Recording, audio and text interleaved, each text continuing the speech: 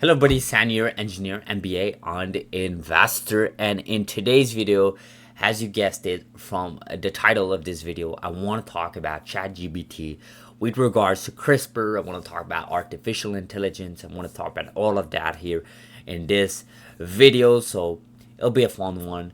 But before we jump in this fun video, unfortunately, I do have to talk about the latest news. My sympathies and condolence to all the families affected from the collision at the Japan airport there. One of their airports there was a collision with one of the major aircraft, pretty large one that hit a smaller aircraft that actually had 6 people in it. I don't know of the full details, obviously, but I know that it was a smaller aircraft with 6 people, and 5 of the 6 people have been killed, or at least that was reported. So sympathies to their families. I mean, it's never fun to see these things, especially someone like me who actually love traveling.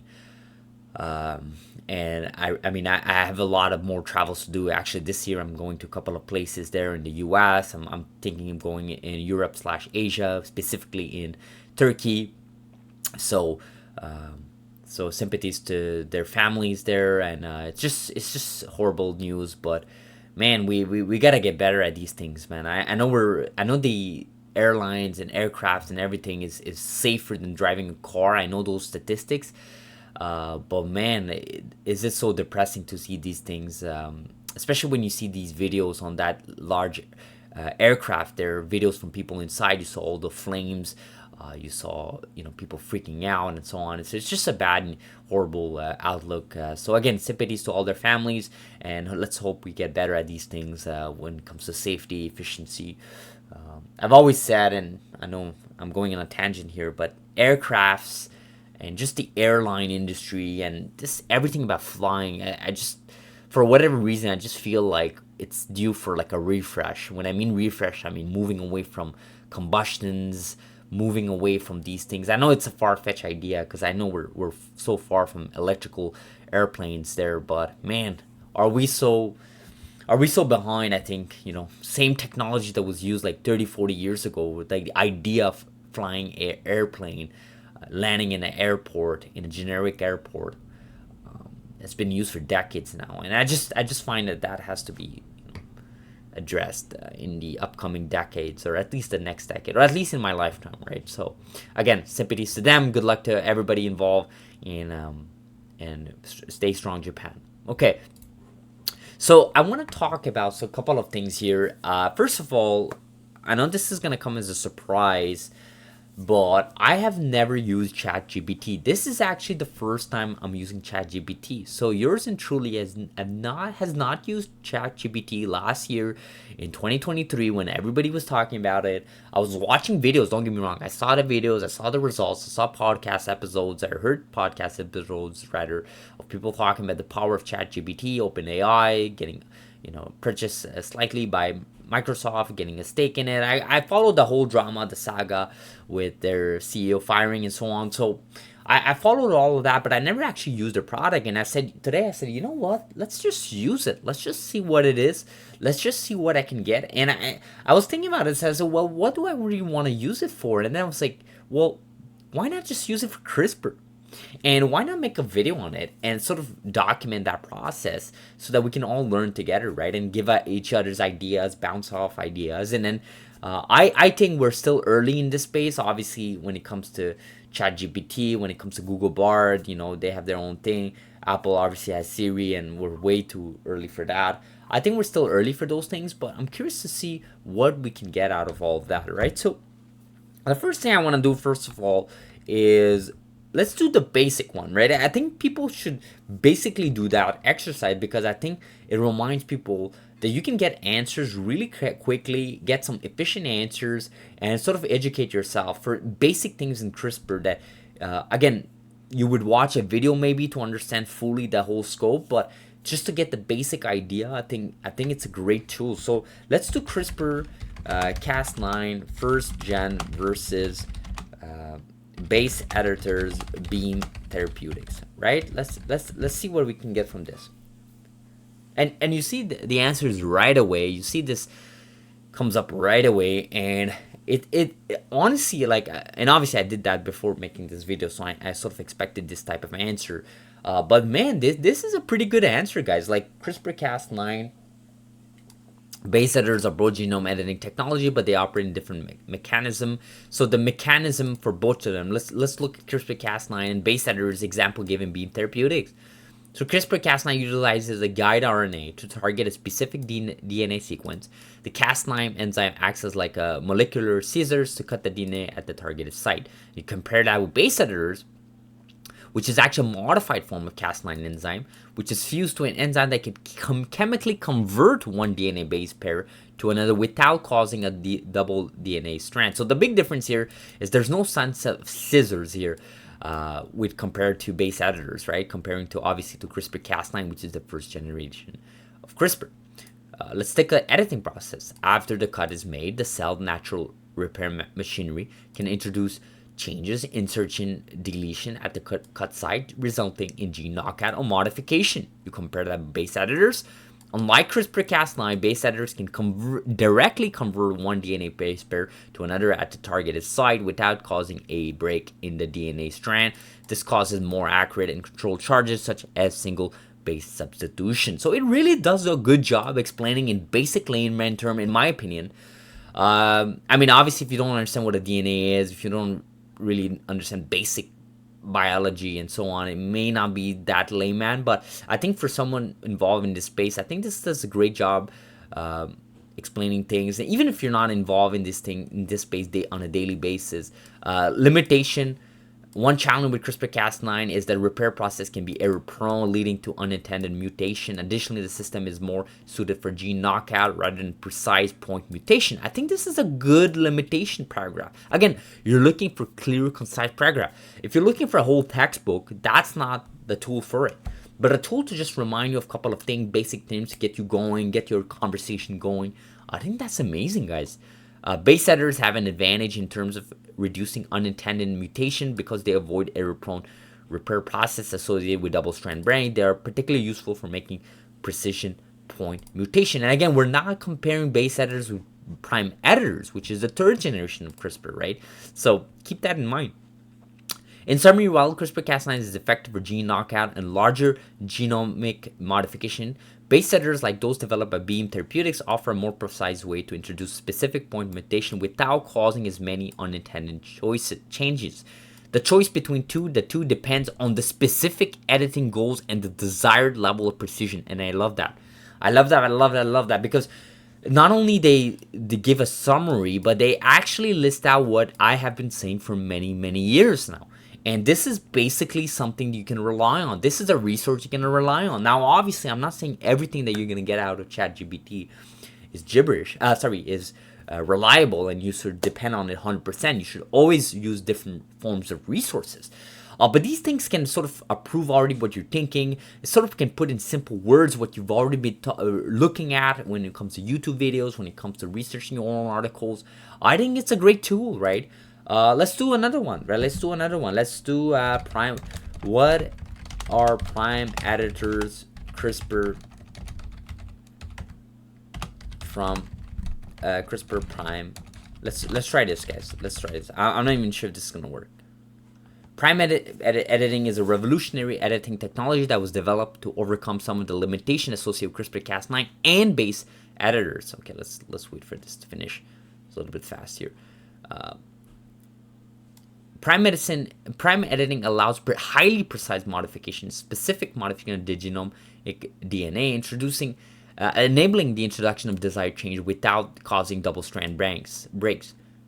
So key benefits for prime editing: precision, mechanism, right? The mechanism is it uses a catalytically impaired Cas9 enzyme called nickase fused to a reverse transcriptase enzyme. Okay, so the guide, which they call PEG RNA, contains the target sequence and desired edit sequence, guiding the prime editing machinery to a specific location in the genome. The reverse transcriptase then synthesizes a new DNA strand on the information to the PEG the RNA, leading to the desired edit. So reduce off-target edits.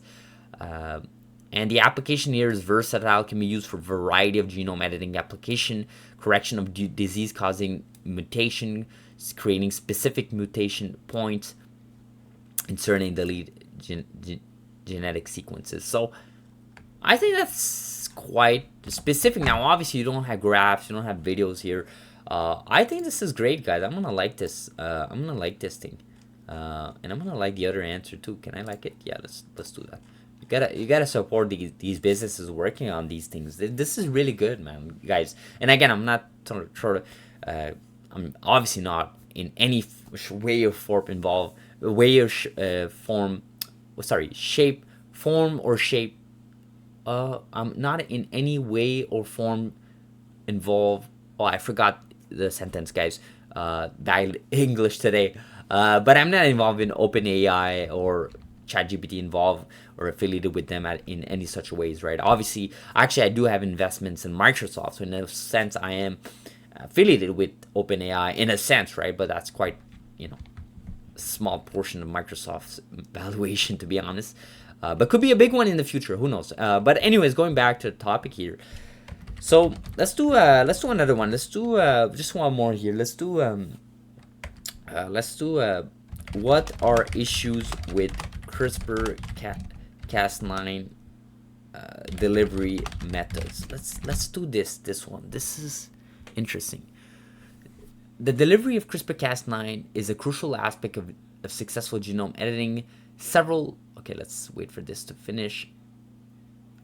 I think this is amazing, guys. Like, I know a lot of people have been doing this for a couple of months, even a year now, but I have not used this until today, like I told you guys. So, until a crucial aspect of successful genome editing, several methods have been developed for delivering CRISPR-Cas9, each with its advantage, challenges. Some common issues associated with CRISPR-Cas9 delivery methods includes off-target edits, right?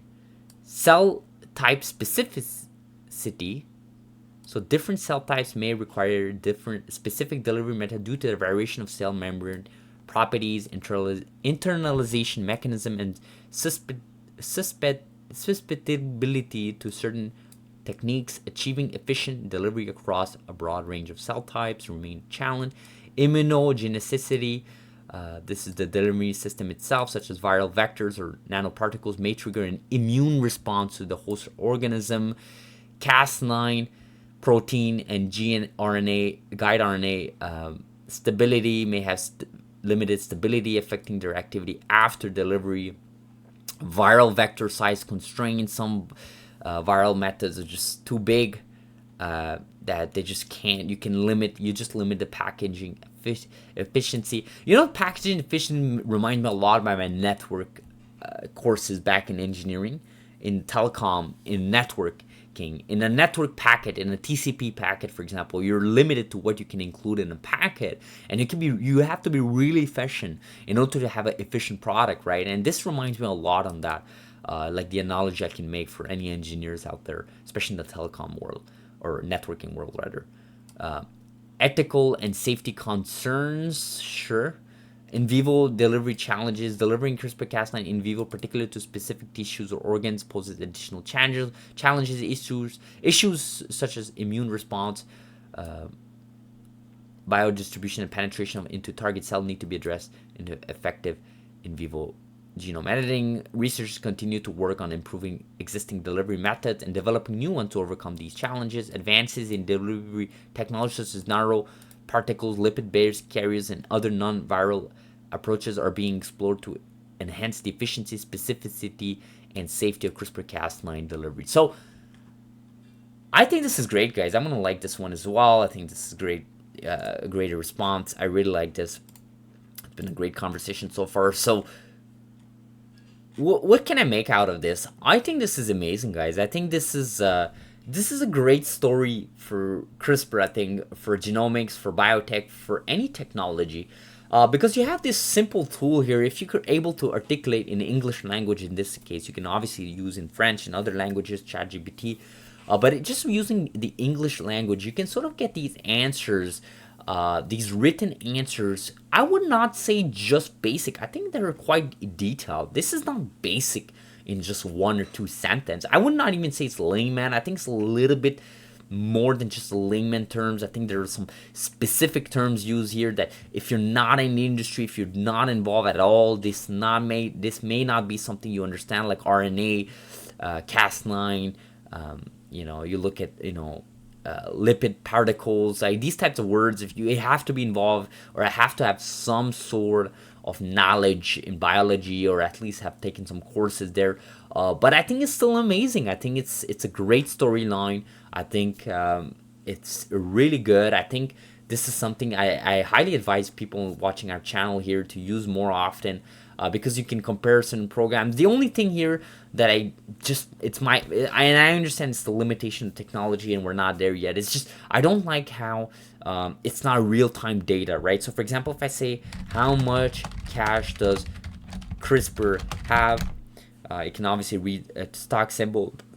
So at least he understood certain stuff here, but it says I don't have real-time financial data, including specific. So I don't really like that. I think you would want a tool that actually has. But then again, would you rather Google that? I'm not sure.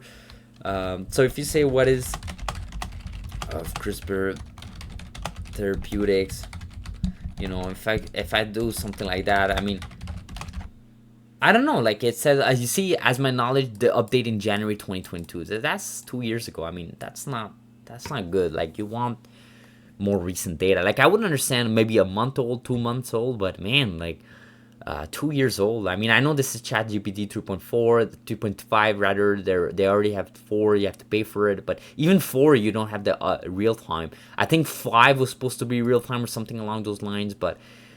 Yeah, that's my only downside. But I think for things like textbook theory, things that like understanding knowledge, getting information, comparing technologies, understanding why one is better than the other, what specific application is better. Like let's say what is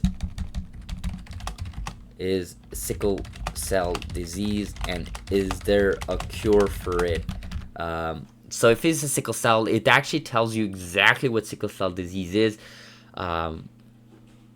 But I think based on our real-time data there, you see, as of my knowledge in January, there have been promising development in the field. So obviously we know this is not the case anymore because this is from January 2022. We know this past month, CRISPR-Cas9 was approved in the US by the FDA, in the UK, and also in Bahrain to cure sickle cell disease. So again, I think it does a great job explaining data, understanding technologies, understanding issues, and comparing data. But real-time data is going to be a challenge for people using this tool. And I think a lot of us expect real-time data, especially with our experience with Google, for example, Google search. So, yeah, so that's my takeaway here. But guys, I really liked what's happening here. I'll end this video like this. I don't have my usual subscribe button, my usual intro music, outro music, or outro scene because I'm using this old desktop. I posted that on X. I'm using this old desktop that I did not use for the last 2 years, and it's actually 11 years old. And I used to use it on a daily basis up until like 2-ish years ago when I started using another laptop, and I decided to use this desktop again because I like desktops. And man, guys, I highly advise you guys to do this. Like if you have an older machine, instead of throwing it out and buying just a new one, give it a shot to like I know some people say you want to repush the Windows version and all that, just like wipe clean it. You could do that, but I think that's quite time intensive and it requires a little bit of knowledge there, technical knowledge. Or rather, I think a better idea is just to do the disk cleanup, do your Windows updates. When I mean disk cleanup, not just the feature on Windows, but also delete some older files, older videos. I'm sure a lot of you have those older videos that you downloaded. Delete them. Also, turn off the animations, transparency features on Windows. If you don't know what I'm talking about, just Google those things. Google how to speed up your Windows computer for free or software-wise, and you'll see a bunch of things you can do. You can disable a service called main sys. There's a bunch of things you can do without paying a single penny. And this computer, I made this whole video on this computer, and it's pretty fast, right? So I would highly recommend you guys to do that.